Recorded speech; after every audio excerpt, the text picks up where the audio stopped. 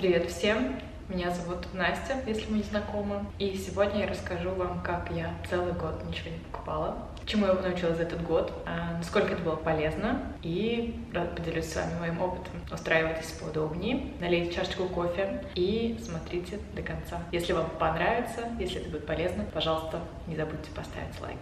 Наверное, начнем с того, что я шопоголик. Это моя профессия, это мое профессиональное, и я занимаюсь персональным шопингом уже много лет, с 2013 года, и в какой-то момент я поняла, что нужно менять свое какое-то понимание этого всего.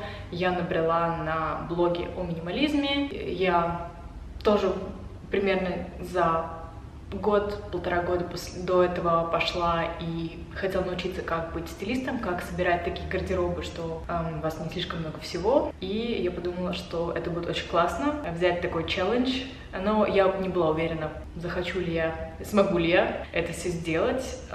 Ну и в-третьих, то, что я поменяла свой образ жизни. Я стала мамой, и я также ждала уже второго малыша, и я поняла, что моя жизнь до и моя жизнь после — это совершенно разные вещи. С одной стороны. С другой стороны, конечно, если я сравниваю мой гардероб сейчас, какой он небольшой и хорошо подобранный, с моим гардеробом, когда я была молодой девушкой лет 20, когда у меня был очень ограниченный бюджет, то, в принципе, это очень похожая система. То есть моя проблема, наверное, была в том, что я, так сказать, зажралась, и у меня было много возможностей, много путешествий, и я всегда старалась что-то такое найти, купить, попробовать, и это было too much. Надо было сделать остановку, и я несколько раз делала всякие разборы гардероба, детоксы, выкидывала, но все равно было как-то слишком много всего. Во-первых. Во-вторых, сам процесс того, чтобы избавиться от всех вещей.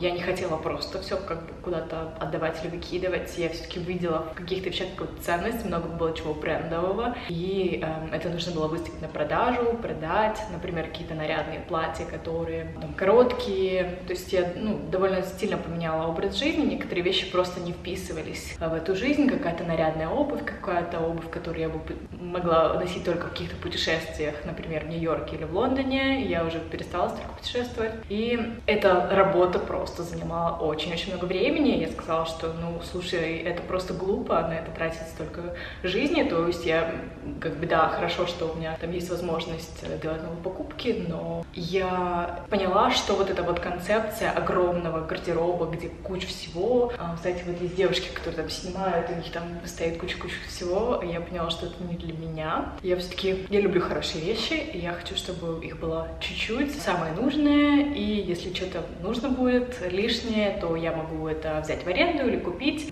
и с чего все началось. Наверное, когда начался, это был 2019 год, когда он только начался, я еще точно не знала, что я решу сделать это все. Накануне, в декабре, я сделала довольно много покупок, я сделала хороший шопинг, подобрала себе аксессуары, подобрала себе сережки, подобрала себе очки, которые мне идеально подходили. У меня была такая капсула, которая мне подойдет для беременности.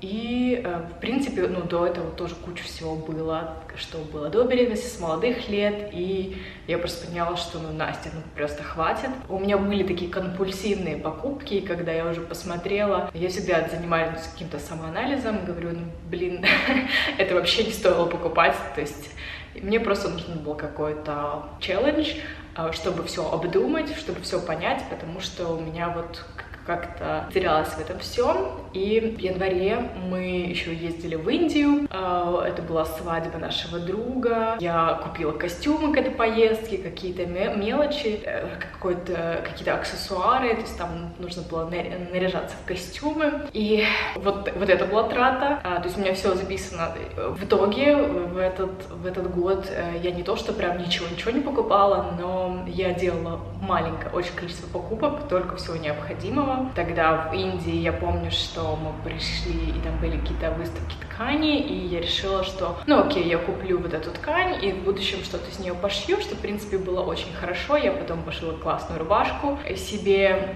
это было уже через год, то есть в тот год, когда я делала этот шопинг-детокс, это я была беременная, и вот как раз рожала первого малыша. Как раз, в принципе, это был такой удобный момент. Если вы тоже хотите что-то такое сделать, вы можете брать хотя бы полгода, возьмите 3 месяца, если вы не меняете сильно свой лайфстайл, если вы не так сильно зажрались, как я, но вы научитесь очень много чему. Ну, дальше я сейчас пройдусь по хронологии, что случилось у меня. Я купила пижамы, я купила ткани в Индии, это все, что я тогда купила.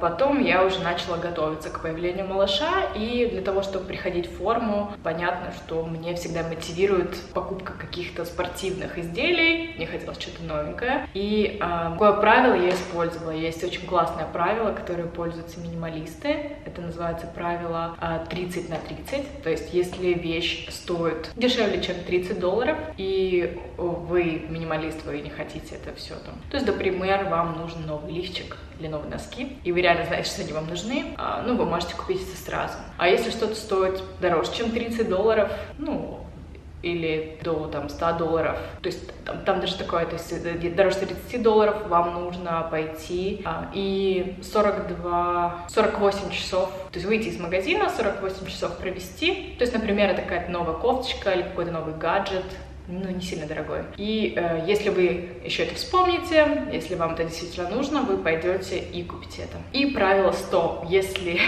что-то вам нужно, что стоит больше, чем $100, вы должны целый месяц обдумать эту покупку. Если на протяжении месяца к истечению этого срока вам все еще нужно, тогда, да, вы можете сделать покупку, потому что действительно вы проверили, что без этой вещи вам никак не обойтись. И вот таким образом я тоже поступала, то есть покупки, которые у меня были дороже $100. В этот период это были наборы для спорта, то есть спортивный комплект я один купила весной, один купила осенью. А между этим действительно не было никаких таких покупок. Что это позволило мне сделать? Я прям перебрала все, что у меня было. Здесь все посмотрела, что у меня было зимнее, что было летнее. А я поняла, что некоторые вещи можно вообще носить весь сезон, только как-то правильно комбинировать. А некоторые вещи я переделывала и из одних в другие. То есть это позволило мне быть очень креативной.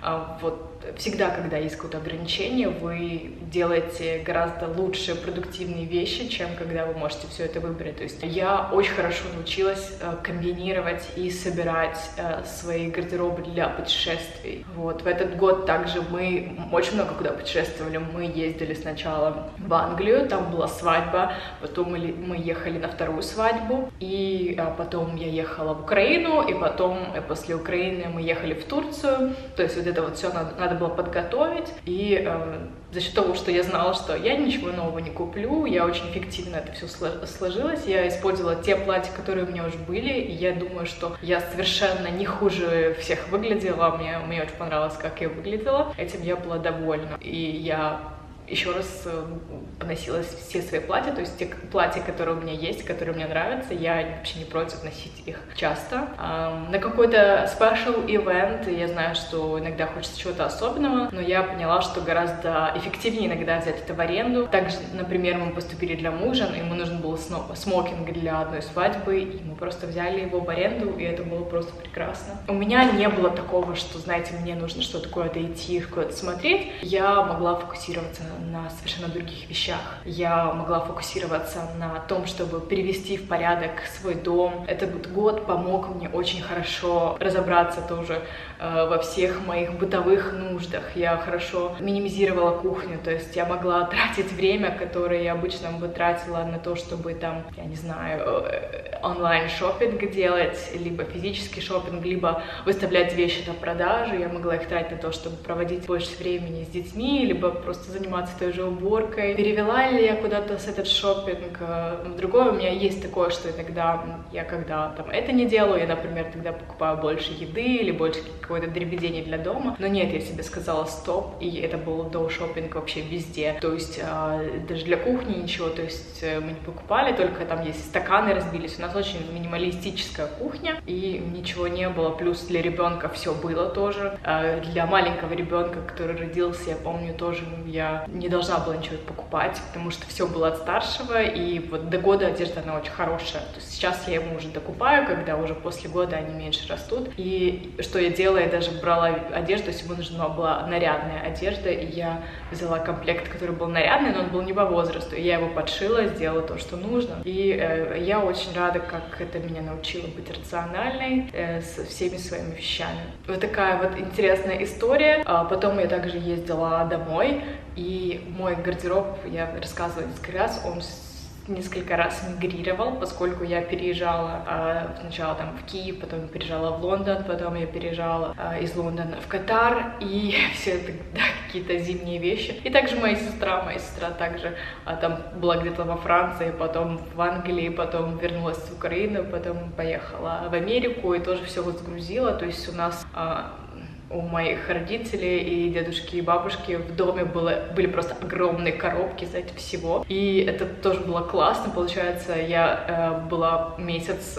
у них гостила, и я смогла все перебрать, знаете, сложить, что хорошее, что нехорошее, посмотреть что-то для себя, как бы найти что-то старое и подумать, нужно ли мне это. То есть я взяла классные идеи для какого-то стиля, нашла какие-то раритетные вещи. То есть я пошла к мамин гардероб маминой молодости, и я нашла какие-то штуки, какие-то очень клевые, и я их смогла носить. То есть некоторые я смогла носить, потому что, мне казалось, что мне что-то нужно новое, и все-таки я попробую это. Но в основном все из этих вещей мне не так, чтобы подошли, что было тоже хорошо. То есть если бы я это купила, это бы мне не подошло, это было бы вообще абсолютно глупая трата денег и энергии. Вот, я всем могу посоветовать взять какой-то определенный срок времени и ограничить себя немножко в покупках, если у вас есть такая проблема. И сейчас, уже выйдя из этого опыта, я могу сказать, что я очень-очень хорошо и ответственно подхожу всегда к гардеробу. Также я не сильно себя мучаю, я не мучаю себя тем, что вот если мне понравилось что-то на сейле, я могу это купить, потому что я знаю, что я все равно молодец, я стараюсь. То есть, если я сейчас подбираю, я знаю, что у меня мало вещей. Если какая-то спонтанная покупка, даже дорогая, я просто думаю, подойдет ли это к моему гардеробу. Если у меня 3 вещи, которые к этому подойдут, чаще всего эта вещь будет как бы заменой. То есть я думаю, у меня есть что-то подобное, оно уже старое, значит, это нужно обновить. Тогда, окей, я могу это обновить. Если это что-то совершенно новое, что я еще не попробовала, то это должно быть совсем что-то недорогое, что можно вернуть, либо что можно без сожаления, от него избавиться. И вот таким образом я теперь строю свой гардероб. Я также делилась, что я хочу не покупать вещи на хай-стрит. Я немножко изменила свое отношение к этому. То есть в этот период тоже я делала какие-то совсем небольшие покупки. То есть мне было где-то 5 вещей, которые я купила в винтажных магазинах, включая вот эту рубашку. Я ее, кстати, подшила, потому что она была совершенно не моего размера. В винтажных магазинах я старалась покупать что-то из этических брендов, либо винтажных, но тут тоже все зависит от того, где вы находитесь. Может быть, в Европе это очень классно, у вас очень много классных винтажных магазинов, charity shops, и туда можно прийти и что-то очень толковое найти для себя. Либо можно заказать все же в каких-то этических брендах, которые находятся тоже в Европе, и все это померить, если вам не понравится, там, например, вернуть. Здесь у нас такая ситуация, что если мы что-то заказываем, мы платим налог на каждую вещь. Это не очень большой налог, это 5%, но если ты это возвращаешь, во-первых, тебе очень много времени занимает этот весь возврат, и эти деньги тоже не возвращаются. И я сейчас проще к этому отношусь, я просто покупаю то, что не очень дорогое. Если я знаю, что это очень временная вещь, если это очень трендовая, лучше пусть она будет недорогое, и я тогда смогу просто отдать на charity, либо избавиться. И я очень люблю прям все менять вокруг меня, и знаете, некоторые вещи прям вот они настолько надоели, что прям хочется их либо порвать, порезать на тряпки, либо вот просто сжечь. И это будет совершенно не проблематично, если эта вещь, недорогая. Если это дорогая, конечно, будет жалко, будет там... Я встретила несколько людей здесь постарше, которые там тоже пытались заредюсить свой гардероб, и они понимают, что вот это что-то было дорогое, и это вам не нужно, знаешь, что это такой нагруженный весь. Что в итоге вот KonMari говорит в этом случае, если у вас такая ситуация, ну просто принять: окей, я сделала здесь ошибку, я неправильно это выбрала, но это меня так тяготит, что мне проще этого не владеть. Еще один мой совет, который я часто повторяю: если это стоит вам очень много мозговой работы, если ваш внутренний мир нарушен, потому что вы всегда думаете, там, вот эту вещь, как ее там носить, чем ее носить, почему я ее купил, там, она слишком дорогая, что мне с ней делать, значит, это слишком дорого в плане вашего душевного покоя. И просто сделайте такой unattachment, скажите: спасибо большое, моя дорогая вещь, я научился, я сделал опыт, я понял, ты мне очень помогла понять, что такая вещь мне не подходит, и я буду счастлив с тобой расстаться. Сейчас, кстати, будет период, когда убывающая луна. И убывающая луна — это очень хорошее время, чтобы очиститься от всего ненужного. Не только вещей, вы можете также закрыть какие-то ненужные отношения, завершить какие-то проекты, которые никогда нельзя было завершить, ну и все такое прочее. Я надеюсь, что вам было полезно это видео. Если это будет полезно вашим друзьям, то поделитесь. Если вы тоже сделаете такой шопинг-детокс, вы обязательно поделитесь со мной, мне будет очень интересно узнать про ваш опыт. Спасибо, подписывайтесь на мой канал. Пока.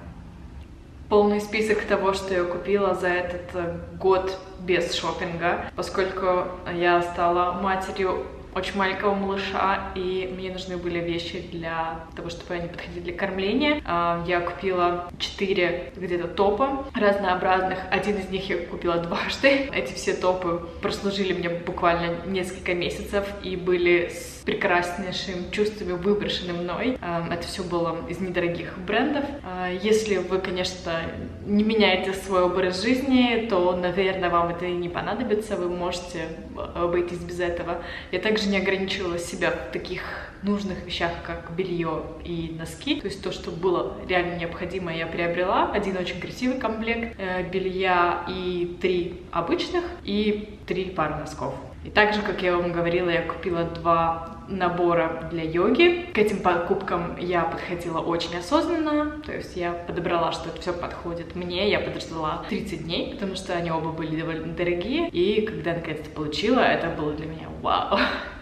Что-то новое. И последний набор для йоги я заказала где-то в ноябре, уже в конце года. И я помню, я так переживала, чтобы он не продался, пока вот этот срок не истечет. Я успела, и я смогла это взять на одну из поездок. Также потом приехала моя мама в гости, и мы поехали в винтажный магазин. А в винтажных магазинах я разрешала себе кое-что купить, так как это типа eco-friendly, и купила вот эту рубашку, как я вам говорила, и еще пару вещей, один свитер, который, в принципе, оказался очень хорошим, одни брюки, которые оказались очень интересные, и я даже никогда не знала, что мне такой стиль подойдет. То есть вот это ограничение позволило мне реально протестировать что-то совершенно новое, и сейчас эти, например, брюки, они уже сносились, и я хочу купить такие же, но только в очень хорошем качестве, потому что я знаю, они мне классно подойдут. Ну, было какие-то тоже спонтанные покупки, я тогда тоже приобрела обувь, и которую буквально делала 2 раза. Это, конечно, стоило копейки, но я просто поняла, что такие спонтанные покупки, они ничем хорошим не заканчиваются, и все свои покупки обуви я всегда буду планировать. Также у меня порвались мои шлепки, потому что я их носила постоянно, и я купила себе новую пару шлепок, таких же самых, черных Hawaiians. Ну, помимо этого, я также не покупала никакой новой косметики. Моей целью было закончить все, что у меня есть. У меня было очень много всего, потому что я всегда делала шопинг в путешествиях. Например, там я еду в Англию, я там все купила и приезжала сюда, либо там я в Америку ездила тоже год до этого. И было много всего. Я это все должна была доиспользовать до конца. Возможно, я покупала один раз тушь или что-то такое, или санскрин, по-моему. Санскрин вместе с тоном, наверное, я докупала. Была какая-то одна неплохая рубашка, которую я купила, мы когда были в Англии. Было немножко прохладно, и я увидела просто идеальную рубашку, которая мне тоже подошла под мой breastfeeding. И я подумала, окей, мне как раз нет такой рубашки белой, простой. Я ее купила, она, конечно, тоже была очень плохого качества. В итоге я носила пару месяцев, и потом я пошила такую же рубашку из другой ткани, то есть я таким образом, немножко ее, она провела свою ценность. Вот, это все. И да, иногда я стреляла вещи мужа, вещи мамы. Но в целом это очень классный опыт и очень классно научил меня гораздо лучше формировать гардеробы, найти свой стиль и понять, что мне нужно. И когда этот год закончился, я всегда стала делать свои гардеробы прям очень-очень подобрано и избавилась вообще от всего лишнего. И сейчас у меня такое счастье в гардеробе. Я когда прихожу, у меня там все очень хорошо подобрано, ничего лишнего. Это просто супер огромное счастье. Всем рекомендую, советую. Вот, так что дерзайте.